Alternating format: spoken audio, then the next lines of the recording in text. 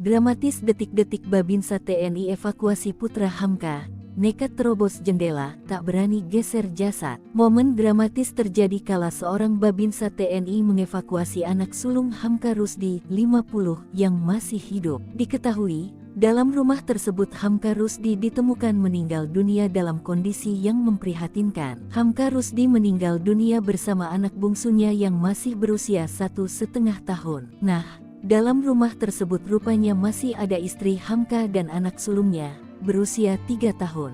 Mengapa anggota Babinsa TNI ini memilih untuk menerobos jendela kamar demi mengevakuasi putra sulung Hamka? Mulanya, warga dan personel Babinsa TNI pertama kali menemukan istri Hamka setelah berhasil membuka paksa pintu rumah. Pas warga dan Babinsa TNI masuk, istrinya ada di ruang tamu.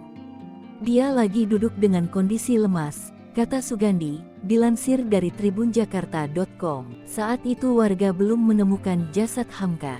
Warga pun menelusuri setiap sudut rumah untuk menemukan sumber bau. Hingga akhirnya warga menemukan jasad Hamka di lorong rumah yang hendak menuju ke kamar. Posisi Hamka tertelungkup menutupi lantai lorong sehingga kondisi wajah dan tubuhnya tak terlihat jelas. Warga dan Babinsa TNI akhirnya balik ke tempat istri Hamka dan bertanya soal meninggalnya korban. Namun istri Hamka menjawab seperti kebingungan. Warga kemudian mengecek lagi hingga akhirnya menemukan anak sulung Hamka dalam keadaan hidup di dalam kamar. Anak sulung tersebut hendak dikeluarkan oleh keluarga korban tetapi tak bisa karena terhalang jasad Hamka. Mereka tidak berani menggeser jasad Hamka. Setelah ditemukan jasad Hamka dan anaknya, warga kemudian menghubungi polisi. Sambil menunggu kedatangan polisi, warga berinisiatif membawa keluar istri Hamka dan memberikan makan.